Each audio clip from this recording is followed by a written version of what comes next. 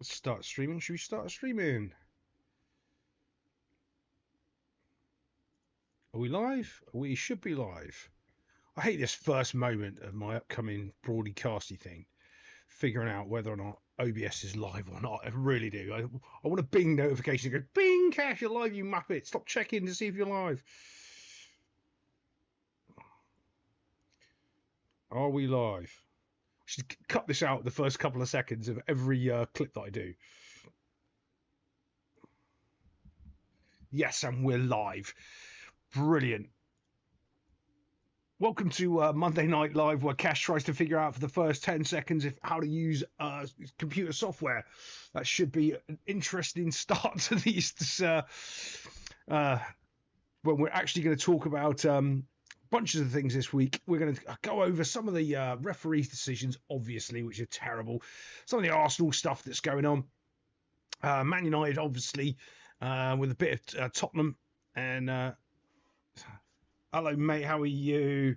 Yeah, I hate starting a live stream because I just never know if it's live, and I have to go and check like a bunch of things to figure it out. Drives me madness, complete and utter madness, as I'm trying to figure that out. Yeah, it's kind of interesting, but there we go. And I'm trying to stream to other things as well, and I don't even know how I'm doing that. So, you know me. Not great with the technologies, trying to work out bunches of things. So there we go. There's a bunch of things I want to talk about. I really do. But one of the topics I was going to try to talk about, and I forgot really about how to word it or get into it, was AI in football. And some of this AI in football isn't necessarily what you think it is. It's more to do with the fact that people are using it to pick their teams and how they're organising that and what they're doing with that exactly. That's the key sort of thing I'm talking about. And Chelsea do it quite a bit.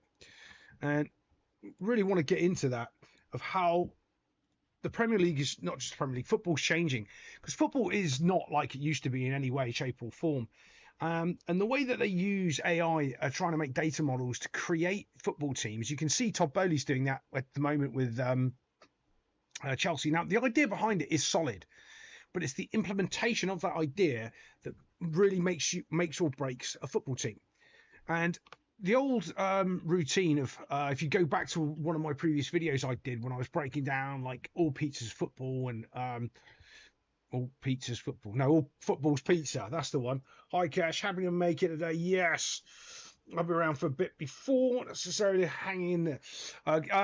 So if you haven't seen my video when I explain like football's pizza, all football's pizza. So every single team is a pizza. And if you think of it that way, of like the toppings and the styles and how you change it, if you haven't seen that breakdown, go find that video that I did about that. And I explain the differences between a 4-4-2 might be a pepperoni pizza, or a 3-4-3 might be a meat feet pizza, or whatever it is. But it's just pizza. Football's football. It's just football.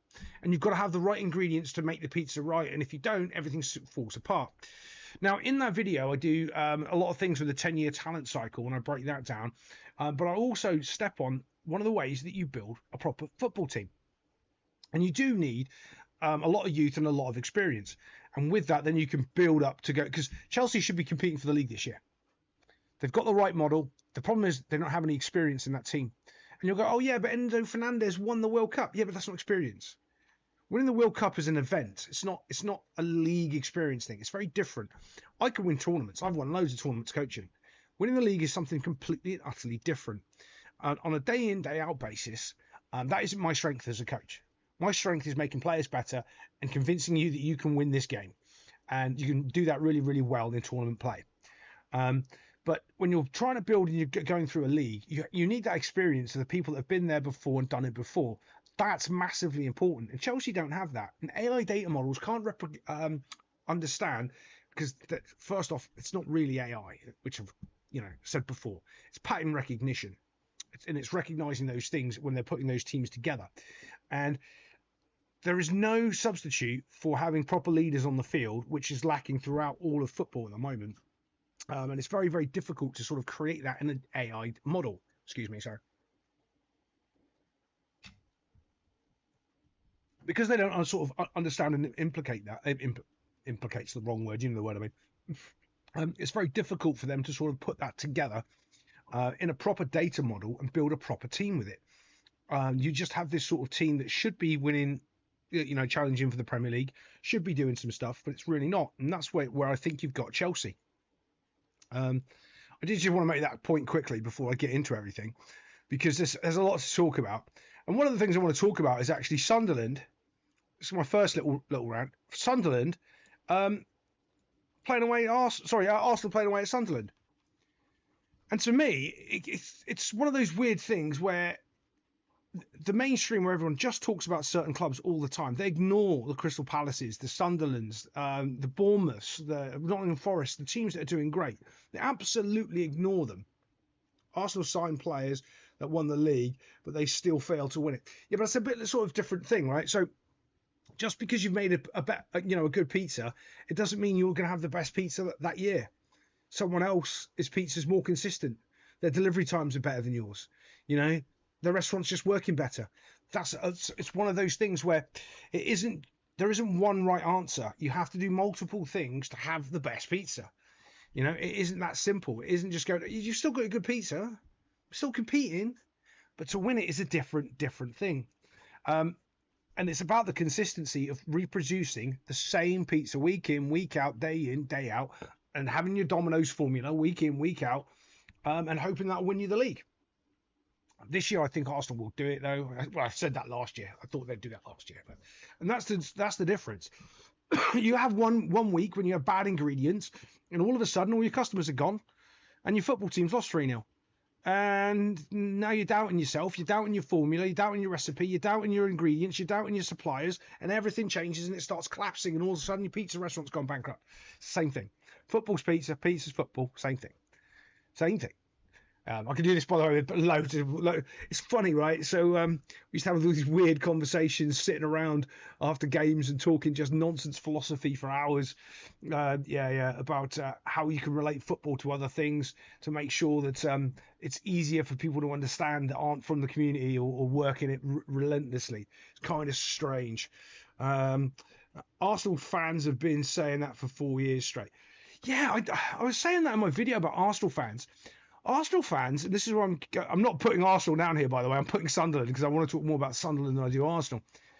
But the fact that the Arsenal fans were complaining and crying that they moved the signage in so there wasn't space to take a long run up and a throw. I'm like, what are you talking about? You think that's dark arts? You've got no idea the dark arts of football. Let me tell you some of the things that I would do to annoy the other team. I would purposely wear the wrong colour kit, knowing that they're the team that has to change, right? My team would know it. My team would just go, oh, God, not again.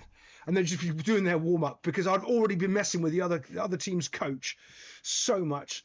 Sup, James? How you doing? I would be messing. I could beat you coaching a game of football before the game has even started. And the fact that the Arsenal are complaining that they moved those billboards in so they couldn't take long-running throws shows the fact they have no idea of real gamesmanship in coaching. So some of my favourite ones, I've done more than this, by the way. These are my favourite ones. I would wear the same colour kit as the other team, knowing in the rules that the other team would have to change, okay, on purpose, just to annoy them. So then their whole team would have to run off and go and get changed again and come back. It was brilliant. And they'd be arguing with the ref. The ref would go, no, he's right. It's in the rules. You're the home team, or depending on the league rules, sometimes it's the home team had to change. Sometimes it's the away team had to change. You had to know the rules for each individual league, because in the leagues, they change the rules of what it's actually supposed to be. So I'd know all that. I'd even have the copy of the rule book and the page with it. Like, no, they've got to change, ref. It was so funny. There's one time it happened to me. We didn't have a kit for my team to change into. We didn't have it. It was hilarious. One time that someone did it back to me, I was like, oh, we're all laughing, going, yeah, I got caught. Yeah. I can't remember how we figured that out. I think someone went to the hotel and got the uniforms. I can't remember how it worked out. We used to do other things like, so on the centre circle, I would warm up with a big circle on purpose in your half of the field just to annoy you. The other coach, by the way, I'd make sure he set up his training, his warm up session, and then I'd stand in it in a circle, have my players go around a circle just to annoy them, and they'd be like, "Well, you're on our half of the field. In a minute, we'll move, coach. In a minute, we'll move, coach." Their coach is already wound up. He can't concentrate for the game. All their players are wound up. They've all lost their mojo. My other favourite one of doing is moving the goal into the field or putting up a pop goal. So it's on. So you're shooting at their. So you're not shooting at your goal that goes into the stand. You're shooting at the goal that goes, and all the footballs go into their into their warm up, and you just keep drilling balls past the thing into their warm up, and constantly firing footballs into their warm up to annoy them. That's a brilliant one. They get so wound up. Oh, they get so annoyed. So just because they don't know any of these coaching tricks in the Premier League, or someone moves some billboards in, we had people that would make fields smaller, on purpose, all the time, because they wouldn't give us the width because our players were faster than theirs, so they'd try to squeeze the width in. Standard practice. It happens all over the world. The fact that it's only just talked about in the Premier League shows you how little these people have coached, how little they actually know about coaching football. Current master of the dark arts. No, I'm the master of the dark arts. You have no idea what the stuff I do. There's all sorts of things you can do. There's all sorts of things you can do. Weird and wonderful things. But this is my problem with Arsenal and the Arsenal fans. It's like the top of the league by a good couple of points. They don't see drawing against Sunderland as a good point, which I do. If you're going away to Sunderland and you're drawing, the form Sunderland are on, that's a decent point. Hello, buddy. How are you doing? So if you don't... they don't give Sunderland the respect that it deserves. You go on there and you got to draw, and all these Arsenal fans have gone, well, we've got the record of clean sheets and we've got this. We haven't conceded a goal. So it's like football goes in cycles. You have loads of games where you don't concede, then you concede, then you win 1-0, then you keep coming from. The fact that they can't be happy that they're at the top of the league, they're loads of points clear, and they just got a solid point away at Sunderland, which is, right now, let's be fair, a top 4 side. How can you be that sort of upset? So, buddy, how can you be that sort of upset with your football team? I don't get it. Arsenal fans, someone, please, an Arsenal fan, explain it to me. Why are you always moaning? Why? Why is everything like... I reckon if they win the league, they'll be moaning. They'll still be moaning. Oh, complaining. Tear out. He should have won it 4 times and he's only won it once. It's madness. And I know a lot of it is social media clickbait, but that's one of the things I cannot and will not, I can't stand. I could go on right now, do a couple of YouTube shorts and get probably 10 to 20,000 views on each one by saying a bunch of nonsense I don't believe is real.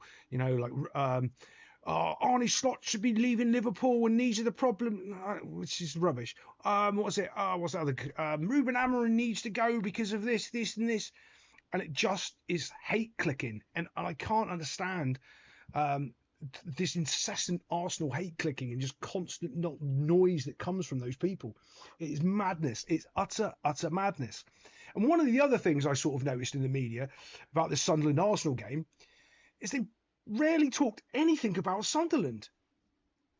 Usually does well when Arsenal aren't doing well. Yeah, but that's my point. I had to sort of... if anyone's been like an OG following me from on my very first videos, and I was finding my feet of deciding sort of who I wanted to be in the YouTube space, and I decided I'm just going to be myself. I was doing this thing where I was getting other YouTubers' videos, looking at their videos and their technical analysis, and absolutely slating them for everything that they said was completely and utterly wrong. And by the way, it was. You should go back. I did one on this guy's got 50,000 subscribers and he does this Modric video, Modric from Chelsea, Modric video, and I did it, and every single thing that this YouTuber said with his 100,000 views on his video, whatever it was wrong. And then I realized, well, I don't really want to be worrying about what other people are saying, or what, even though they're spouting utter nonsense like an Arsenal fan TV, because all you do is you get in a negative cycle, a negative loop. What I wanted is I looked at my audience and go, right, my audience are going to be some of the smartest, most educated people in football that actually know about football, and we can have proper football discussions. So for me to have an audience that is the smartest, most educated, understanding of football, and can read football games and understand things quicker than anyone else, I've just got to be me and just do that, and not try to fan rant or go against or point out what everybody else is saying wrong, because quite frankly, I don't have the energy, because most of them are always wrong. Arsenal fans are quite... I think they are the worst. I think Arsenal might have the worst fan base. And that's pretty hard, because they've got some contestants to go there. You know, there's some awful fans out there. After the Forest game, they just talked about City and Liverpool. Yeah. Oh, yeah, the Modric video is a classic me. Yeah. No, I didn't have a personal beef with him. I just thought he was an idiot. No, and I was trying to find my way on YouTube. That Modric video is funny, though. I did have a go at the guy. It's a shameful...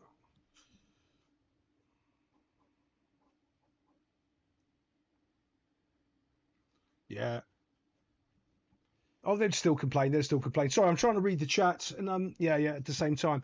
And it's weird on this. I really don't have a proper streaming setup, boys. I really have to sort of figure this out so I can do this better. Because I want to pull in some clips. Because, like for instance, I wanted to talk about the Liverpool Man City game for a couple of reasons. Because remember, this is not a penalty. Remember that. That's not a penalty. And I'm keeping this, by the way. I dug this clip, this little thing, because I don't know how that guy's still a referee. I don't know how the entire world can't see through what he does for Manchester City.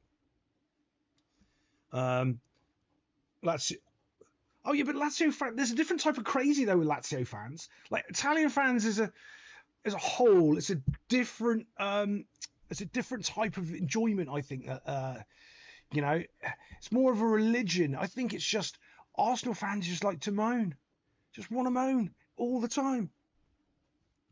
All of it's not just shocking though. That's the thing, right? Because I was, thinking about this the other day, and when they say it's incompetence, well, when he didn't send Kovacic off not once but twice, and they go, "Oh, that's incompetence," then when he doesn't call that foul there, that's incompetence. When he calls that foul on for Doku on VAR, which isn't a clear and obvious decision on the weekend, that's called incompetence. Then when he calls that Van Dijk goal that was clearly a goal, that's incompetence.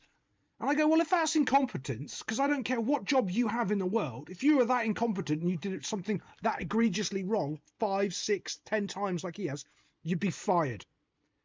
You'd be on a final written warning at least. And the guy's not under any pressure whatsoever. So you know it's not incompetence. Because if it was incompetence, the PGMOL would be sanctioning for it, and so his incompetence is getting, he's been through some retraining. If there's no retraining, there's no incompetence.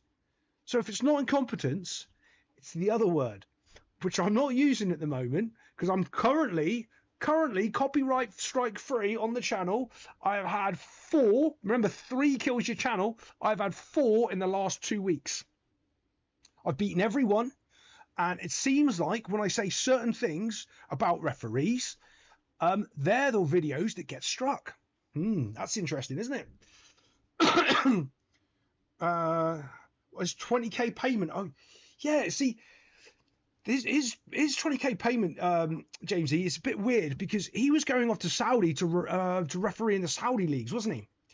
He finished. I think it was the Arsenal game. The day after he ref that Arsenal Man City game, he flew over to Saudi Arabia to be in the Saudi Pro League, which to me is really, really dodgy. And there's a little bit of me that goes, first off, you should be able, as a ref, you should be able to ref in multiple leagues. I don't think that's a problem. But remember, it's not the Saudi league. Let's be honest. It's the Manchester City league. They own the controlling stake in that league. So that's who it is. There's a difference if you're going over to La Liga or Serie A. The Saudi league isn't a football league. It's owned by basically 2 entities, and they have clubs in the Premier League. That should not be allowed. That's a huge conflict of interests. And of course, no one will talk about it because, well, Yeah, paychecks. Utter hypocrisy and paychecks. And here's the other part, right, that annoys me. Give me my little Sunderland back in here. Like, if you listen to the way that they said they dropped points at Sunderland, no, they didn't. They took a point from Sunderland. They were lucky to beat Sunderland.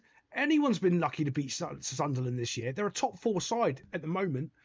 You've got to see what you say what you're seeing now, not what you want to believe. You want to believe that Liverpool, Arsenal, Chelsea or Man United are the top four. No, well, that's not the case. Look at what you're seeing right now. It's Bournemouth, Crystal Palace, Sunderland. These teams are contenders for being up there in the Premier League. You weren't, you didn't lose 2 points. You're lucky to get a point. And the way that they look at football and they look at stuff is so backwards. It's like you can blatantly see that they've just got these rose-tinted glasses on and everything else is irrelevant.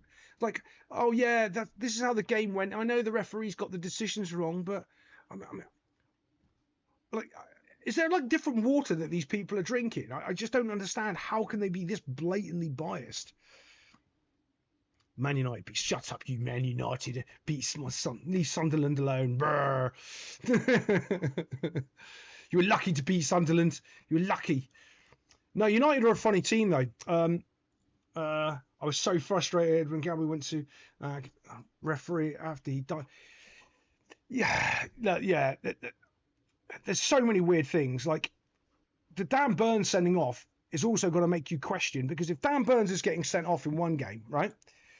For those slight touches, I mean, I think they got the referee decisions round the wrong way on both of those decisions for Newcastle, as I said in my video, and I don't even think that the one that I could see them giving as a penalty, I don't even think it was a penalty.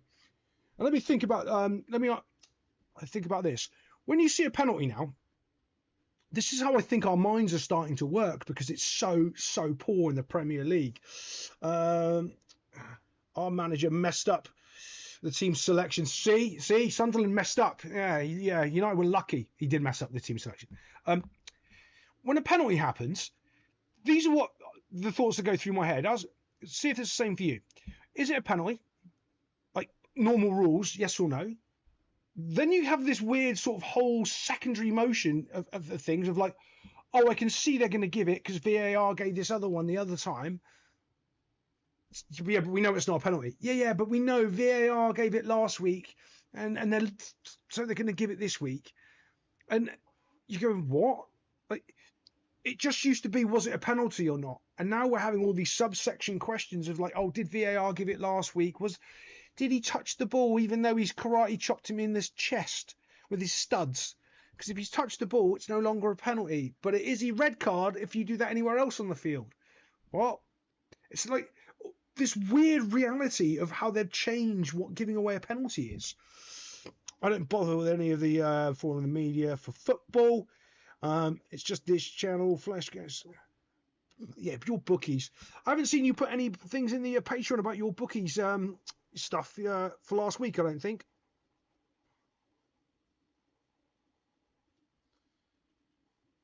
In a stadium where over 100 cameras, yeah, that's my other issue. You know where I'm going to go with that, is they don't let me see all of the highlights, and they try to block it as well. Like when it's on Twitter and stuff, it's blocked.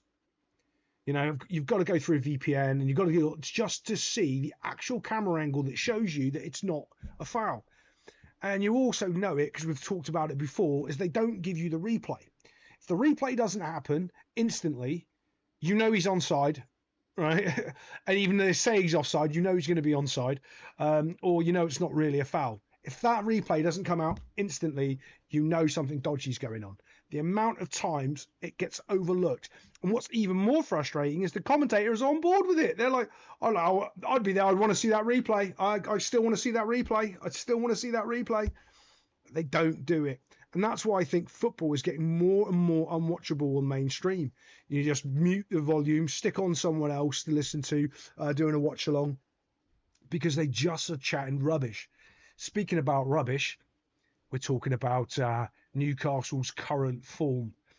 Now, Newcastle seem to do this quite a bit when they go into the Champions League.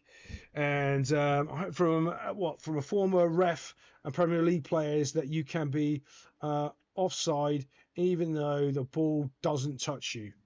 Yeah, but that's not you've got to be interfering with play. If you're not interfering with the play or blocking the referee, and by the way, that somebody did that. I wish I'd clipped it. Of showing all of the goals Manchester City have scored with a Manchester City player stood directly in the line of sight of the goalkeeper in an offside, offside position. I think they did it at Fulham. I think there was one at United as well. There was loads. I think that there's at least six.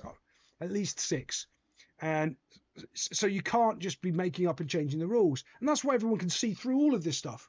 We just see through them all now. We're just sick of it.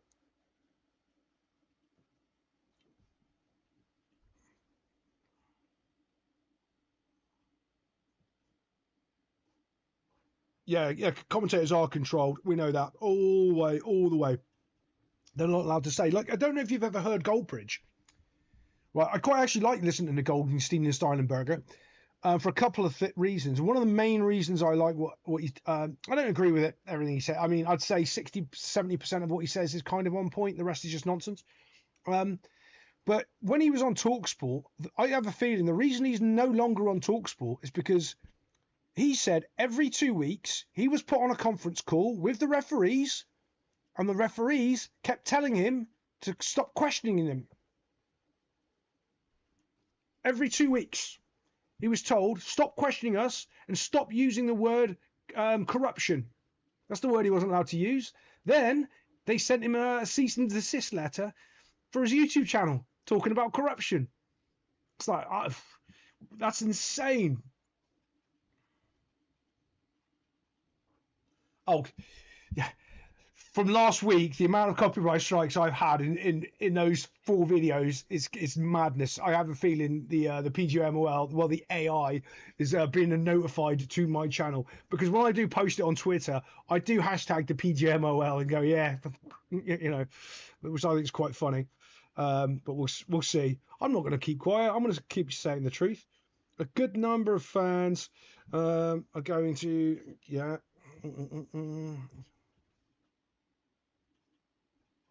Yeah, as soon as you can't criticise them, they're always the people in control, 100%. But let's talk a little bit more about football, because Newcastle and Eddie Howe, I don't think he actually kind of knows what he's doing. He's changed the midfield setup quite a bit, and the whole game model away from home, I don't think he's doing the right things. And you can say it's because he's lost Isak, and I just don't agree with you. Walter Maeda is a different striker, yeah, but they played the ball into Isak's feet still. There's lots of things that you don't just replace, the striker and then everything sort of falls apart. It's almost like the squad at Newcastle's running dry. They don't have enough bodies coming in. They took that kiddie from Forest, is it Elanga? And they never play him. They sit him on the bench. I think that's a waste, absolute waste. He should have stayed at Forest. I'll teach you. Should have stayed at Forest.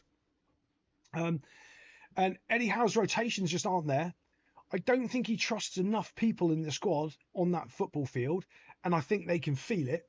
So when they are out there, they don't perform. You do get that hangover from Europe, but also I'm not sure Eddie Howe is really that good of a coach. I don't think he is. Eddie was gone before the season. Yeah, I think he's going to be gone before the season. I really do. I won't be surprised. I don't think they'll sack him before Christmas because they haven't got a replacement. I think Eddie Howe has run his course at Newcastle. I think his sort of level is getting a club into the Champions League, and that's probably about it. A table that's bottom to mid-table, getting them up to the Champions League, that's probably his level of coaching. To get past there is probably a little bit too much. You can't do any more than that. And people will say, oh, this is one thing I cannot stand in football, right? He hasn't got the players. Yeah, you have. Make them better. Your job as a football coach is to make the team better. Isn't to go and buy new players. Isn't to go and, I need all the best players in the world. Now look how good I am, Pep Guardiola. It is to work with what you've got and make them better. You want examples of that? Crystal Palace, Nottingham Forest and Sunderland. That's it. Okay, Sunderland spent a bit of money, but nothing world-breaking. They're not spending 100 million on Caicedo and then another 100 million on Lavia and going, oh, look at what we've done. No, they're making players. They're building systems and they're trying to make football clubs. The excuse that you need to buy in players, again, is a low IQ take from people that really don't know anything about football. You need to build football players. That's what you do. You build them. You've got enough. I always say this, and people, they get so mad. But okay, some of it I do just to annoy them because I think it's funny. So I'll ask them, like, how many players from your academy made it into your first team? Like, I'll do this, like, at a football club, and they'll go, oh, none. All right, so your academy failed, 100% failure rate. Okay, last year, how many times did they get a player into their first team? No, so for 2 years, your academy has had 100% failure rate. You haven't graduated a single player to the first team. And you watch how angry they get. No. Well, the point of your academy is to make players for your first team. If not a single player has graduated, your academy is a 100% failure rate. They get so mad when I say it. I like doing it just to annoy them. What, Southgate's? A few years ago, yeah, maybe. Kill another Steve Bruce. No, see, the amount of the way football's changed, a lot of these old managers can't manage anymore. With the TikTok generation of footballers, I don't think there's a lot of managers that can cut it. I think it's very, very different sort of landscape nowadays with some of these mental midgets that you've got on the football field. It's very, very different. You're playing more of a PR game than you are coaching. It's very different. Unless you're at a club that you know that you're not going to get. This is kind of why I actually respect what United are doing with Ruben Amorim. It's because they're making it clear to those players that they're not firing him and they're going to have to back the manager. Yeah. All the current academies 100% failure rate. Yeah, they get so angry when you spent 4 million in your academy and you didn't make one good player. All right. So what's the point of your job then?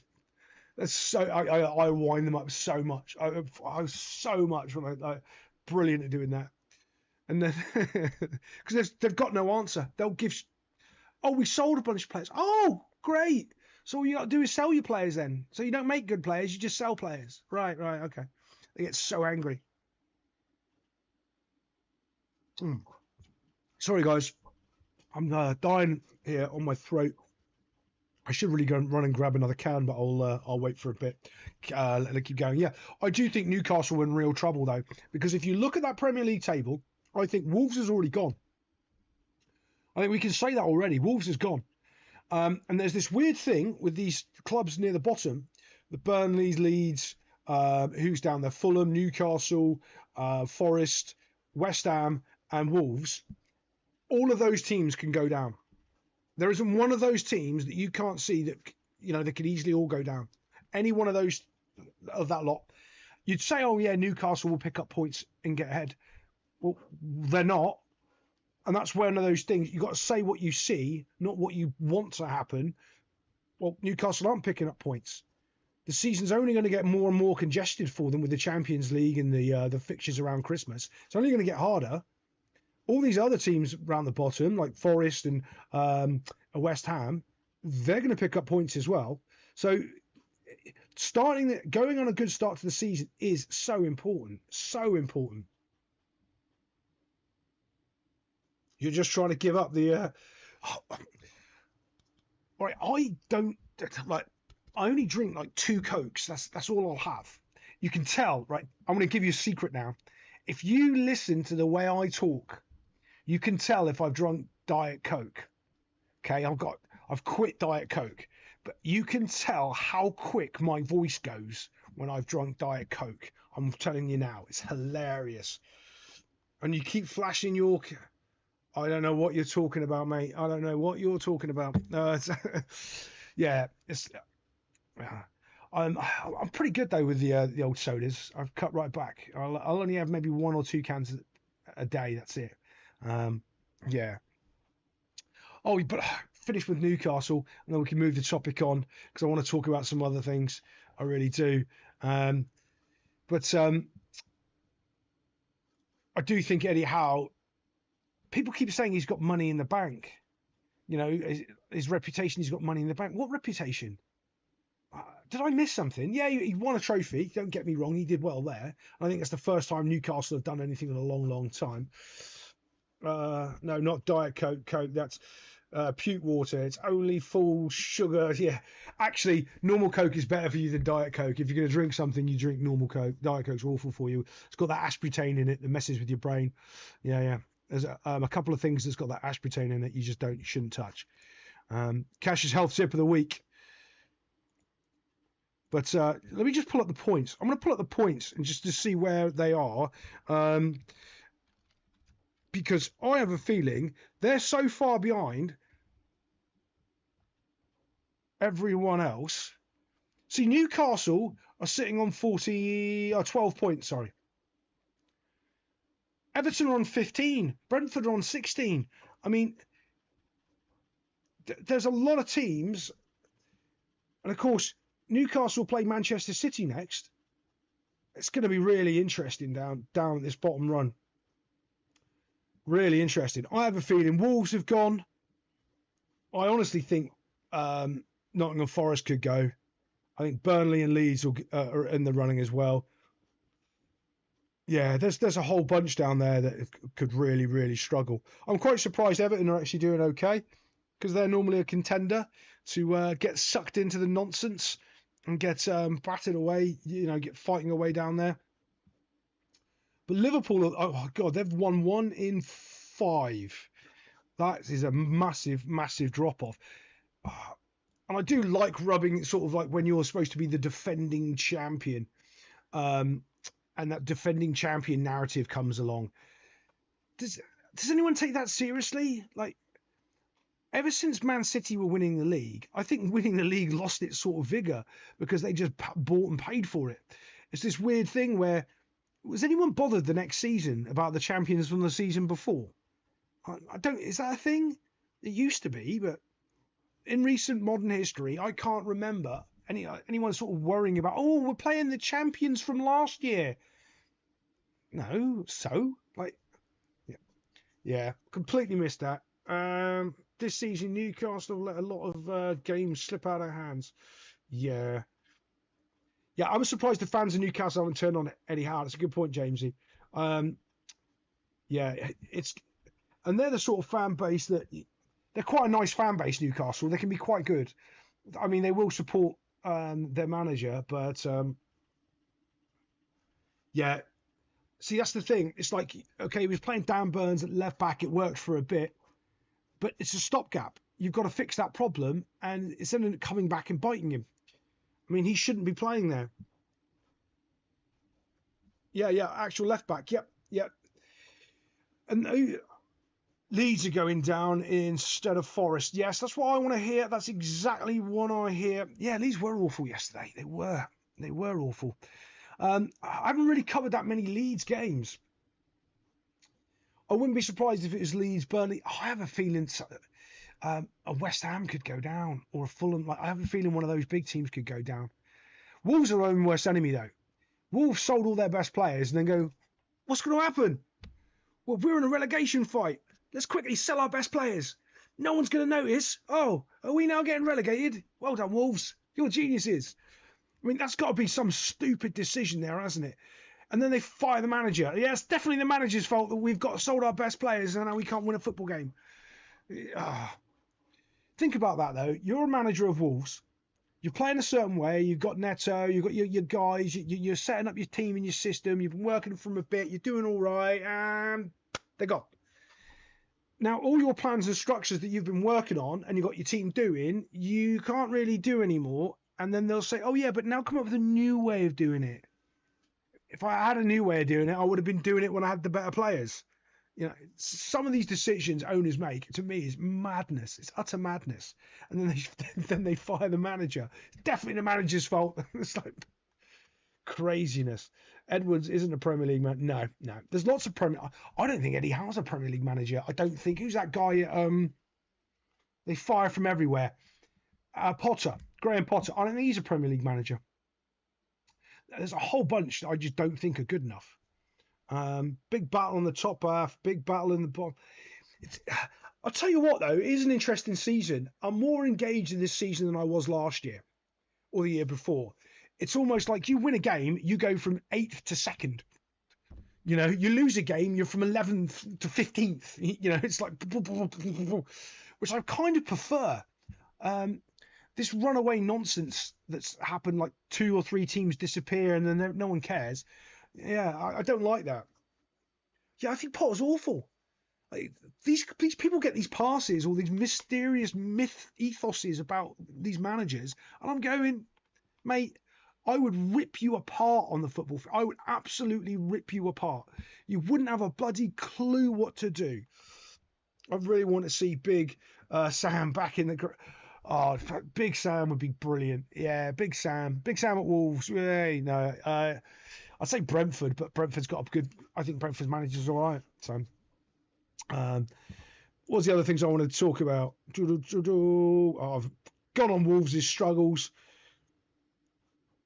There's nothing really to talk about. I was going to talk about Brighton and Crystal Palace. I didn't do a video on it because it wasn't that good of a game. Sorry, Jamesy. Nuno will keep West Ham. Yeah, I think he will. I don't know, right? So here's this thing in football coaching, and it depends on how much energy Nuno's got left, all right? So you heard Klopp quit because he was out of energy, right? His mum passed away. He didn't get to see her for the last goodness knows how, and he's missing life, right? Pep got divorced. His wife's left him, right? Because it consumes your life. It's one of the main reasons I don't like working in football anymore, is because it is 24 hours a day, 7 days a week. There is nothing. I haven't got time for anything else. Nothing. I haven't got time for a cup of tea. I'm working to beat you. That's it. And with Nuno, after he's just come out of Forest and he's just kind of, done that really, really good, impressive run with Forest, how much of that energy has he got left to put it into West Ham for the rest of the season?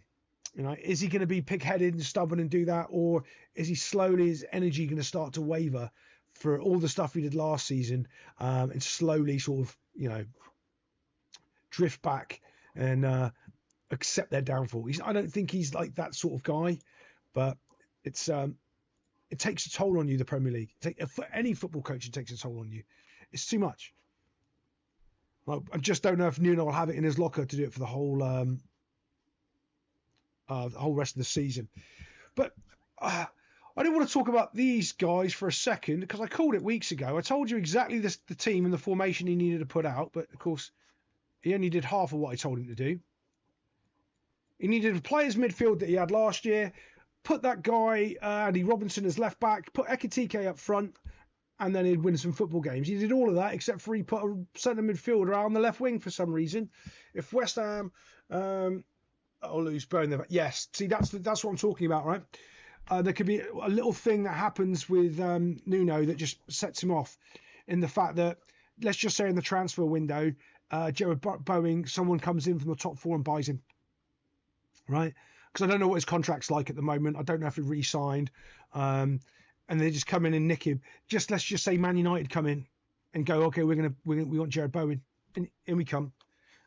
We pay the money. Yeah, we'll have him. And that might just be enough for Nuno, just to, here we go again, and just zap his energy out. Got sacked for training ground. Yeah, I'd sack him too. Ronaldo should have gone into management. He would have got a problem with his boy. Save that for the Patreon, James. He saves that for the Patreon. It is.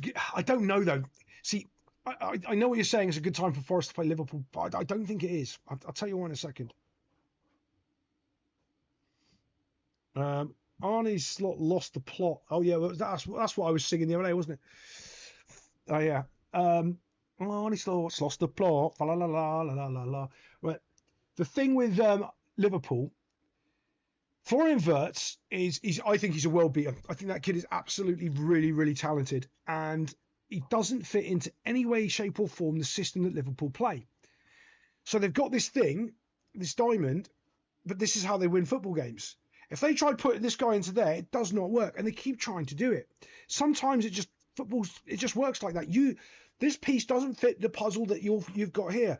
You can't rearrange the whole puzzle to fit that one piece, especially when that one piece isn't on form or isn't playing well because he doesn't fit in with everyone. And it's like, okay, let me put it another way. If that Florian Wirtz was Cristiano Ronaldo, right, like Man United, you change the whole system, you don't mind because Ronaldo was scoring goals. But when Ronaldo wasn't scoring goals, now you're annoyed because Ronaldo's got to come off and the whole club can't do anything else. It's a similar situation with Florian Wirtz. If Florian Wirtz isn't creating goals and scoring goals and doing all these whizzy things, having him in your team and disrupting how the whole team balance doesn't work destroys your whole team. And because this, I think it's the only game I watched pretty much most of this weekend, it's the only one I can really comment on. You're going to keep. I might do a Christmas version of that.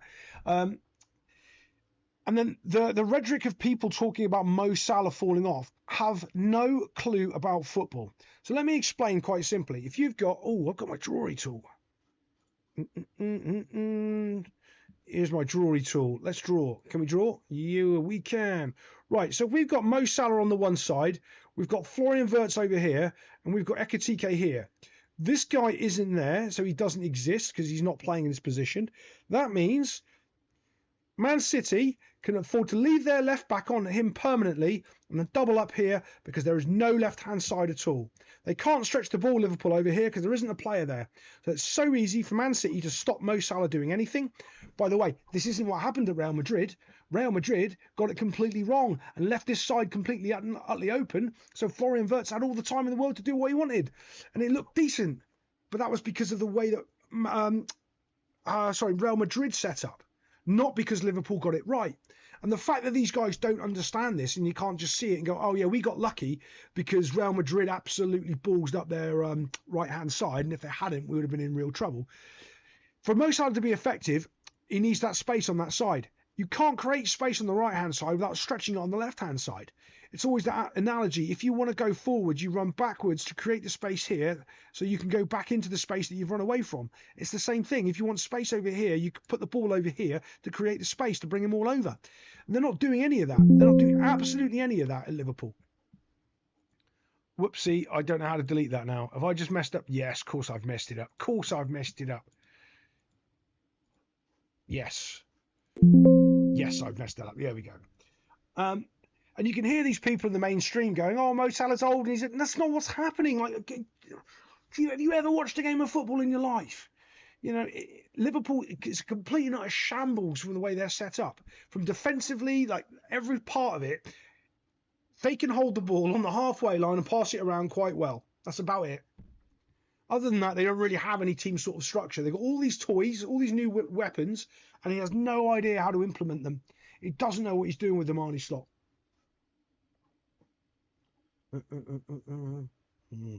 Don't give a shit that they're too busy counting the coins. Yeah, I don't disagree with you, Joe. Don't disagree with you.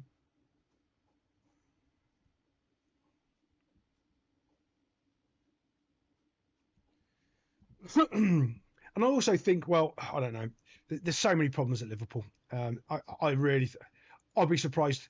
I say they'll make top four just because they've got firepower, but I won't be surprised if they don't make top four this season. I won't be. I won't be surprised at all. Salah ain't. Wait. He did get caught, but yeah. But there's more. See, here's the thing. Mo Salah last year wasn't running away from people either. Mo Salah was giving assists to people. I still think selling Darwin Núñez for Liverpool was massive mistake.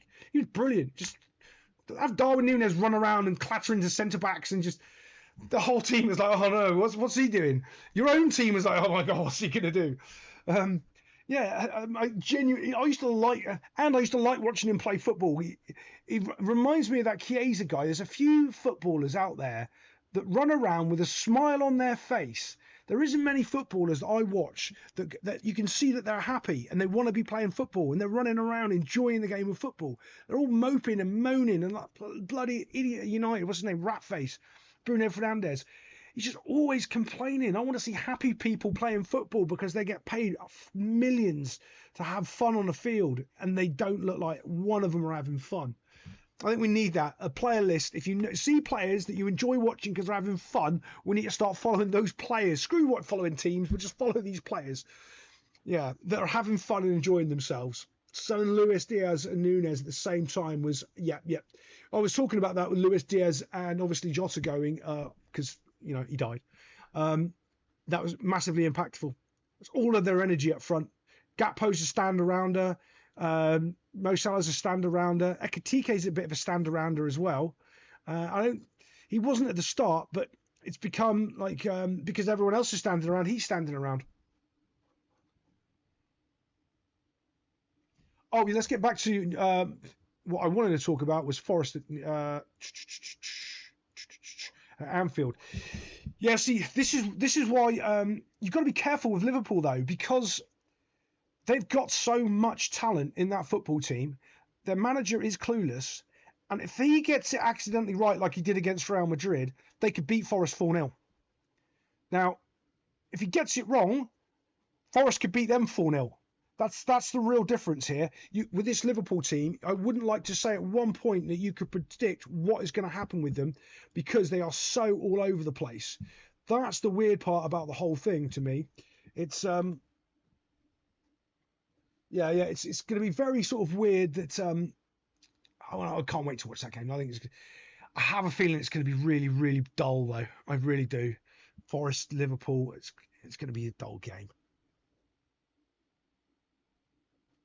He did have him in his pocket. Yeah, but you see, did he have him in his pocket or did he? Okay, so this is the thing.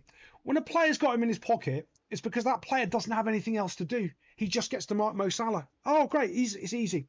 That's easy. When he has to pull and stay in his team shape because they're dealing with the other side of the field and they're dealing with the left winger, he can't stand and mark Mo Salah now because he's got to get in tight with the centre-back and move across. It changes the game. If he just gets to stand there and mark Mo Salah, he's loving it. He's like, oh, this is easy. No, I don't have to cover my centre-back. I don't have to look at those gaps. I can just stand here. And that's what's happening. Palace unbeaten versus Liverpool in the last 3 games since May. But Van der Pants is under pressure from a big... Van der Pants isn't... That's his new name, by the way, Van der Pants. He's not very good. Yeah, see, Bradley, but okay, so there's also a step up thing. It wasn't about playing Vinicius Jr. It was about him proving to Trent Alexander-Arnold that he was a better right back than him. That's what that game was about. That's what was going on in Conor Bradley's head. That's what he was going through. Xabi Alonso's okay. It's Real Madrid. It's different. You cannot talk about coaching Real Madrid in the same breath. That's why, as much as I slate ex-players, and I think they're all muppets and absolute morons with low IQs, and genuinely a house cat has got more intelligence than any ex-professional football player, Vincent Kompany's doing a good job at Bayern Munich. That's the sort of club he needs to coach at. If he's going to coach, and this is the reason why, okay? Vincent Kompany couldn't put a team together to save his life, right? However, if the team is already given to him, like it is at Bayern Munich, they've already got the players for you. They're going to find them for you. You're not getting them. You're not having to think about your system or you're doing whatever. Bayern Munich are doing it for you and go, yeah. Manage these professionals, and it's a high-end team. He couldn't do it if that was a mid-table team. I think he would struggle. But because it's a high-end team and those players have got high-end expectations, he understands that and he can deal with that. Where these ex-players have a problem with is anyone sort of a little bit lower tier player that they've got to try to build up to that higher tier. They only understand this. If it drops a bit, it's too much for them. They can't understand that mindset. They can't understand how to make them a better player. They want them there. They can't have them there and bring them to there. So it's very, very different. We had a great game plan against Liverpool, and then we had a great record against them at home. Yeah. Well, away's awful, but last time Forest beat them 1-0 away straight after the international break, and hopefully that'll happen again. Forest need the points. Forest do need the points. If they can get a point from that game, brilliant. Brilliant. But I do fear for them, because if Liverpool turn up, because Isak's injured. Isak's, like, I know they're putting, right, so here's an old trick. Old coach's trick, right? I used to do this. I actually did this in... I won a football league doing this. There was a team that we couldn't beat, not because we couldn't beat them, because I didn't want to beat them yet. And no one could understand it. And I'm like, what do you mean? I'm like, look, if I put my cards out on the field, they'll see what I'm going to do, and I'll never be able to use those against them because they'll be ready for it. My team's not quite ready to win the league yet. The year we are, I'll play to win every game, and we'll win every game. And we did. We have actually went unbeaten. It's one of my best achievements. Went unbeaten. Won a league. And I put my best striker on the bench at the beginning of the game, beginning of first couple of games. Because they were injured. I didn't want anyone to know they were injured. And then when we beat you without my best striker on the field, everyone's now panicking, going, well, what's going to happen what happens when they come on the field? What happens when your best striker comes on the field? The problem with Liverpool is they're not winning those games. But what it really was to hide that my striker was injured. I think, who else is doing it? There's somebody else that's doing this. I think Isak's injured, they're not saying it. I think there's another player that was injured. I thought it was Sesko at Man United, but they brought him out and he got injured anyway, so it wasn't him. I think there's another player that they're putting on the bench, not in Liverpool, another football club. I saw it this weekend. No, he's injured. If he's any way near shape, fit, he'd be out on the field.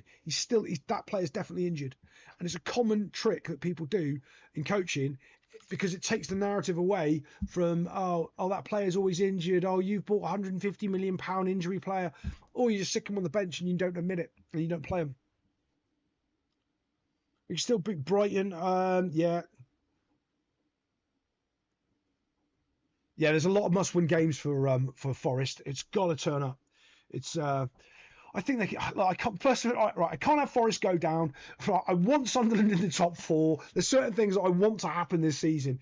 Crystal Palace should have been in the Europa League. I think they'll get it again this year. Palace can win a European trophy still, can't they?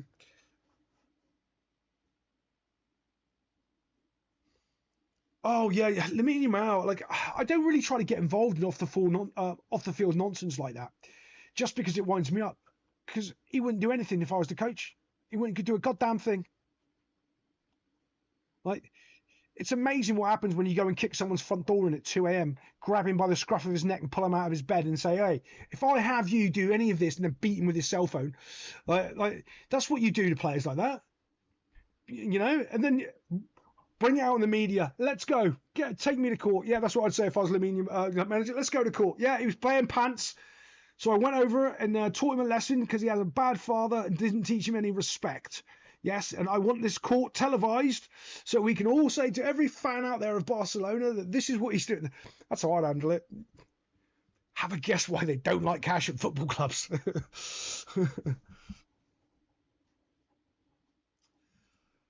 I don't know if Forest fans will want him gone. Do you know what Forest fans will want? A couple of wins. That's the only thing. Forest fans just want a couple of wins. If they just need to get 2 or 3 more wins, that's about it. Yeah, top 4. Yeah, why? By the way, I'm not doing any watch-alongs this year, but I might do a watch-along of the Newcastle Sunderland game. Yeah. I don't want to jinx Sunderland, though. Don't Sunderland have a lot of players going to AFCON? That could really hurt Sunderland. That's why I got to put points on the board now and start to move things forward.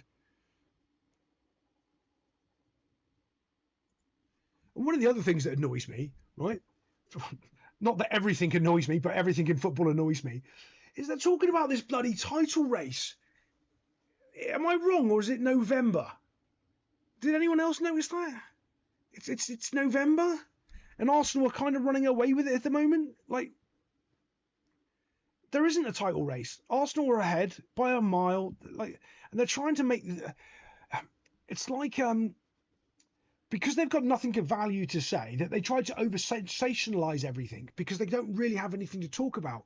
So they've got let's hype up this, or let's say this one thingy. Oh, they're only 17 points behind the leaders and they're going to catch them any minute. Like, what are you talking about? I genuinely think the mainstream media is just a bunch of drones spouting out AI nonsense that they read on ChatGTP. Fulham loses a few more games. I haven't done any Fulham reviews. I haven't done any Leeds reviews really, or Burnley reviews so far this season. Haven't seen much of them. But Fulham to me are one of those teams that they've always relied on everyone else being really bad around them. And a couple of these teams can play football around them. And I think they may get sucked into this this bottom race quite easily. I haven't looked at their title from early November. Is it funny? You're going to make me look at fixtures. You are going to make me look at fixtures. Well, actually, you know what?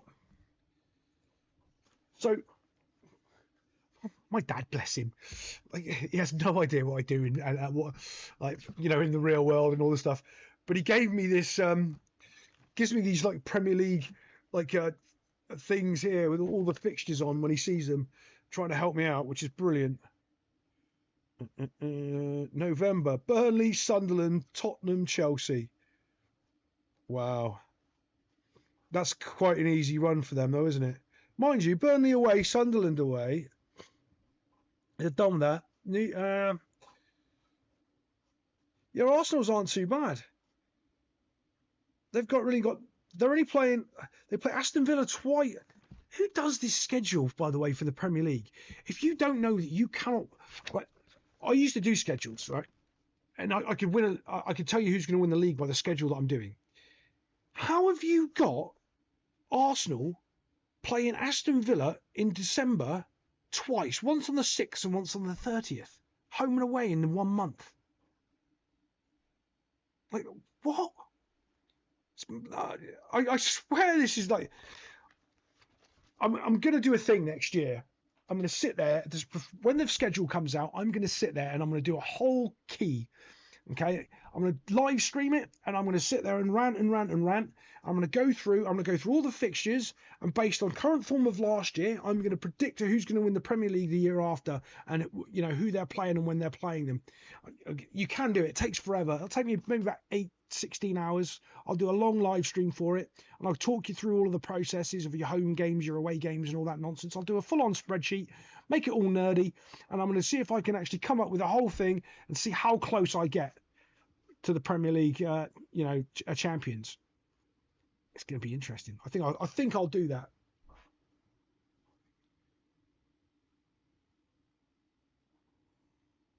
Villa will beat Leeds. I think everyone will beat Leeds. From what I saw of Leeds looked all right on the ball, and then they look like they're going to get scored on when they don't have it. That's the problem I saw with Leeds, and you can't be like that. I wouldn't believe that. With Arsenal, I wouldn't believe that. This time, you're going to get all sorts of weird stuff.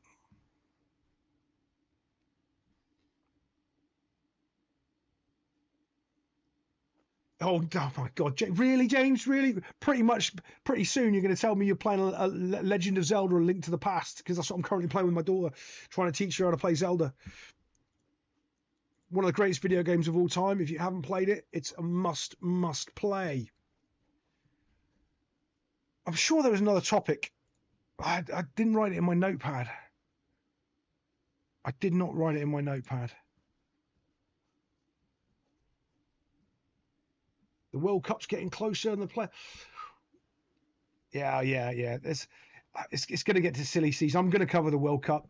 I want to tell you my predictions after the first, because I don't like doing this. Oh, I'm going to predict without anyone seeing a ball kicked. You can't do that. As soon as they've played a couple of games, I'll do a prediction and let you know. Yeah, studying telling you what, fixtures are so important. You can actually, you can really sort of break things down. So, like, because when people talk about the new manager bounce, right, there's no such thing. I'm telling you right now, there is no such thing as the new manager bounce. Ooh, I need to be able to. This is, I get in trouble for saying stuff I shouldn't, because there's an advanced tactics and analytics stuff from, let's just say, the club.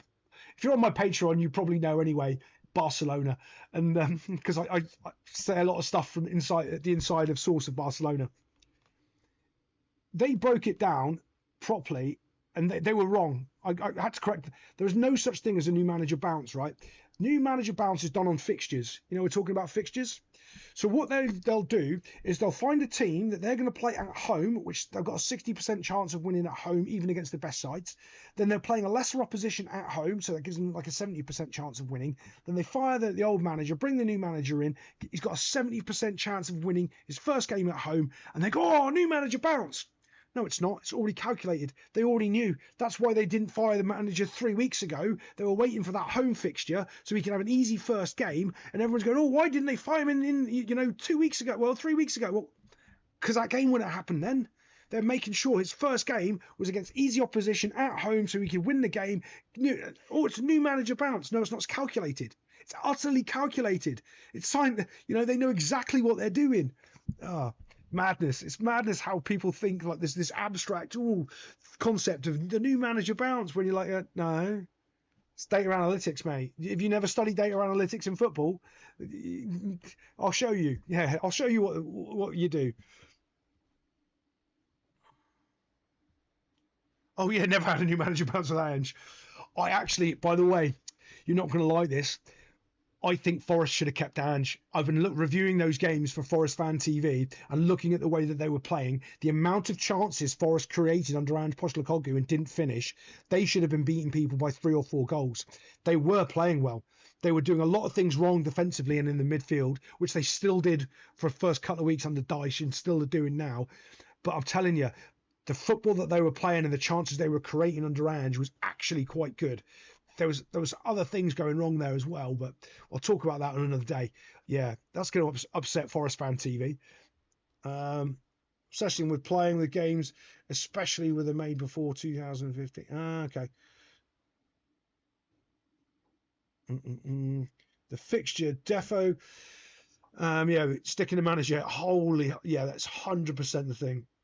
Ange bounce. We're going to call it when a manager does bad now. What we're going to refer it to is the Ange Postecoglou bounce. He comes in and gives them the Ange bounce, the Aussie Ange bounce. I feel sorry for Ange because he's never going to get another Premier League football team ever again. Yeah, I think he's better than Dyche.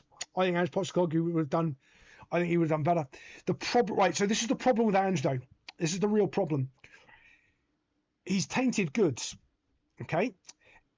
Because of what happened at Spurs and the way that the media just ruthlessly hound him, if the media wasn't ruthlessly hounding him, he would have done better at Forest and he probably would have won games quicker. But there was so much negative press about Ange. It was all he was never ever going to succeed, because of this. I mean, I don't think there was one positive news article anywhere other than here about Ange. Everyone was slagging him off. From the moment he walked through that door, he had no chance of being successful there whatsoever, and it does matter because as much as like we don't think people read newspapers or listen to the idiots on TV, the players do, the football players do. These idiot football players look at their FIFA scorecard and see how good their pace is and thinks that's how fast they are. How fast? I'm 78. That's how fast I am. Yeah, I can't outrun that player because he's 82. Yeah, it's a video game, mate. It's not real. You do know that? Yeah, they don't. Yep, yeah, social media. Yep, he doesn't know what to do. Yep, and that's what I'm talking about with the. It's a new world for managers. If you don't know how to handle all that criticism and do that and deflect it and move it away, that's what Eddie Howe is quite good at doing. Right? That's what keeps Eddie Howe where he is. Because he doesn't say dumb things or put himself in silly situations. I think if he did, he'd already been out of Newcastle. They would already kicked him out. Yeah, I know the defensive was awful. Yeah, but also it was. Yeah, there was lots of other things going wrong with Forest. It's still going wrong with Forest.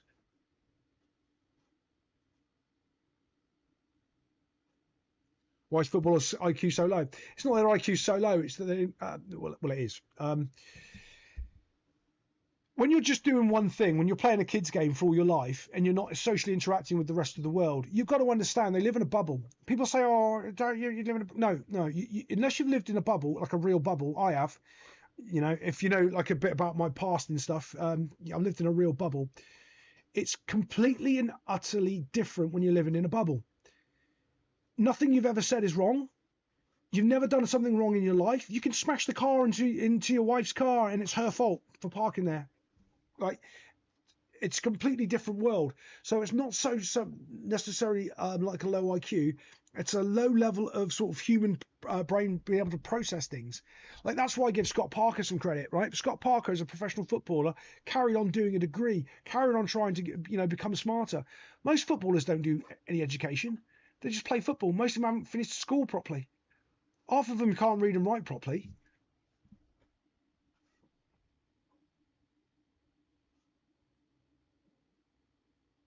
So I'm reading James's intensively reading and gonna save him and turn this. I don't think he's gonna save him.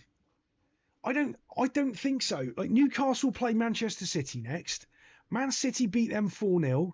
Where's Eddie Howe? I mean, that's going to be a tough one, isn't it?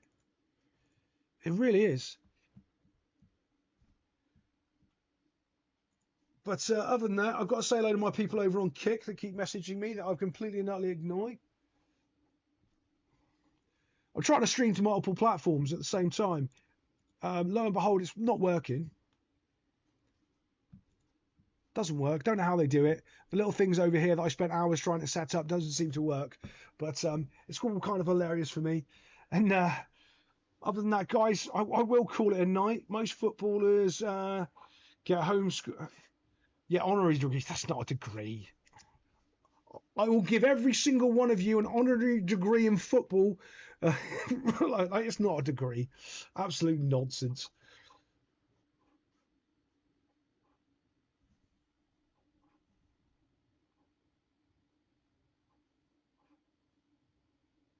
Yeah, I'm over on Kick, but I don't think it's working. It's just spinning. I don't know. People are writing in the chat though, which is quite funny. Yeah, it's quite kind of interesting over there.